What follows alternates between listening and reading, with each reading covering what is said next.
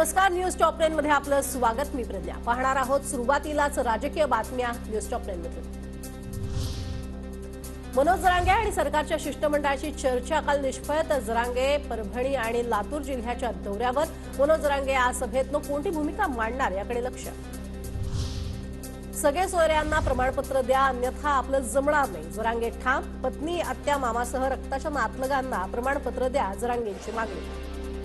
जसे लोन सापडून त्याच्या सगळ्या परिवाराला, दुसरे संबंधित नातेवाईकाला, तिसरे रक्ताचे सगळे सोयऱ्याला, तिसरे चौथे मागेल त्या मराठा.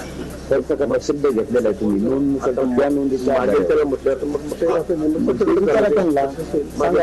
म्हटल्यावर मी माघार घेतो. ही शब्द ठरलाय की नाही मागेल त्या मराठ्याला तुम्ही लिहून घेतला का नाही एवढं सांगा. सोयरे रक्ताच्या नात्यात येत नाहीत. सगळ्या सोयऱ्यांना आरक्षण देण्याची मागणी नियमात बसत नाही. गिरीश महाजनांकडनं जरांगे पाटलांची समजूत काढण्याचा प्रयत्न. काका मुलगा यांना आरक्षण मिळेल अशी भूमिका. सोयरे संबंध, सगळे संबंध, सगळे सोयरे हा शब्द त्यात टाकला गेलेला आहे. जरांगे पाटील म्हणतात की सोयरे म्हणजे काय? सोयरे म्हणजे आपले व्यायदोही हा शब्दशः अर्थ त्यांनी घेतलेला आहे, परंतु तो नियमामध्ये कुठे बसत. तुम्ही सरसकट म्हणाला होतात, त्यामुळे आईच्या जातीनुसार सुद्धा मुलाला आरक्षण द्या, जरांगेंची मागणी. तर वडिलांच्या जातीनुसारच मुलाला आरक्षण मिळणार. शिष्टमंडळाकडनं जरांगेंची समजूत काढण्याचा प्रयत्न. फक्त रक्ताच्या नातेवाईकांना प्रमाणपत्र मिळेल. पत्नी, आई, मामा रक्ताच्या नात्यात येत नाहीत. आईच्या दाखल्यानुसार कायद्यानं मुलाची जात ठरत नाही. गिरीश महाजनांकडनं जरांगेंची समजूत काढण्याचा प्रयत्न.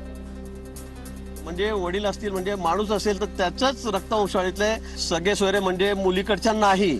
म्हणजे मला दिलं तर माझ्या पत्नीलाही द्या, तिच्या भावालाही द्या, तिच्या वडिलांनाही द्या. मला वाटतं असं कुठेही कायद्यामध्ये नाहीये. सरकारनं जरांगे पाटलांकडे आणखी वेळ मागितला, पण जरांगे पाटील 24 डिसेंबरच्या अल्टिमेटमवर ठाम. मराठा कार्यकर्त्यांना नोटीस दिल्यानंतरही आम्ही लढणार, मागे हटणार नाही, जरांगेंचा निर्धार. पर्यंत बंद होण्याचं कारणच नाही.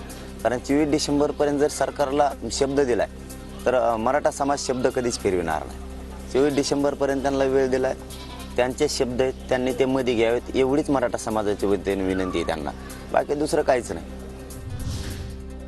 मराठ्यांनी आरक्षण मिळेपर्यंत पक्षासाठी काम करू नये, जरांगेंचं मराठा समाजाला आवाहन. तर आरक्षण मिळेपर्यंत 1 इंचही मागे न हटण्याची भूमिका.